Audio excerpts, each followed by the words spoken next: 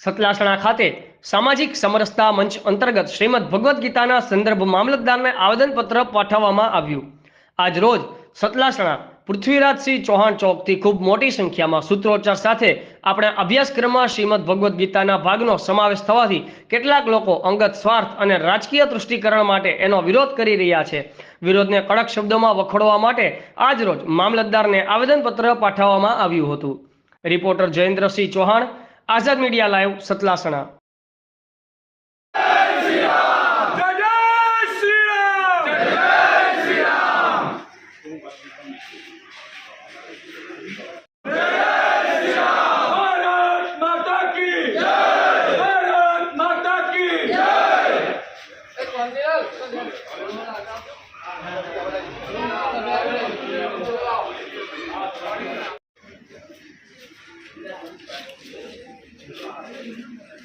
આજે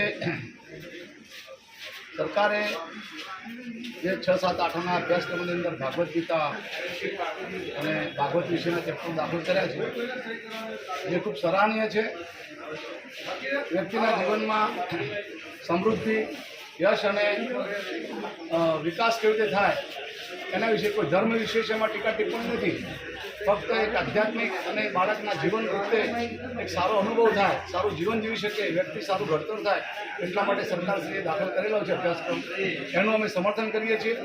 કેટલાક વિધર્મીઓ અને કેટલાક વામપંથી વિચારધારાના વ્યક્તિઓ એનો વિરોધ કરી રહ્યા છે, જેને સમગ્ર સિંધુ સમાજ અને વખોડી કાઢે છે। અમે સંપૂર્ણ એ લોકોનો વિરોધ કરીએ છીએ અને સરકારના સમર્થનમાં સરકારને આવેદનપત્ર આપ્યું કે આ અભ્યાસક્રમમાં કદાચ સુધારો કરવો પડે તો રામનું, ધ્રુવનું અથવા પહેલાદનું, અમારા વ્યક્તિ વિશેષ મહાનુપુરુષોનો, સપ્ત ઋષિનો પણ ચેપ્ટરો દાખલ કરવા જોઈએ, જેથી અમારા હિન્દુ સમાજના બાળકોને દરેક અમારા ધર્મનું જ્ઞાન મળે અને દરેક વ્યક્તિ જાણી શકે। એટલે એ વિષયનું આવેદનપત્ર આજે મામલતદારશ્રીને અમે આપ્યું છે, જે મુખ્યમંત્રીને સૂચન કરવામાં આવે છે કે અમે આના સમર્થનમાં છીએ અને સરકારને સપોર્ટ કરીએ છીએ।